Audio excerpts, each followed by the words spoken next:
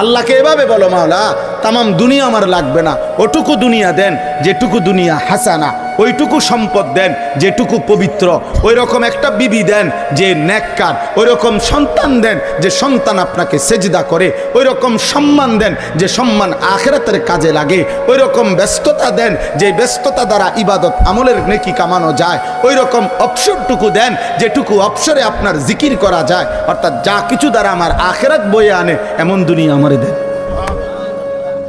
তামামটা লাগবে না মাওলা, পুরোটা দিয়ে কিনুন। ওয়াফিল আখিরাতি হাসানা, আখিরাতও যা উত্তম তাই দেন। তাহলে দুনিয়া বাদ দিতে বলছে না, আখিরাত ভুলতে নিষেধ করছে। আমরা তো এটাই বলতে চাই, দুনিয়া করো না ভাই, কোনো সমস্যা কি? আল্লাহকে ছেড়ে দিলা কেন? হালাল হারাম ছেড়ে দিলা কেন? এরম শুরু করলা কা?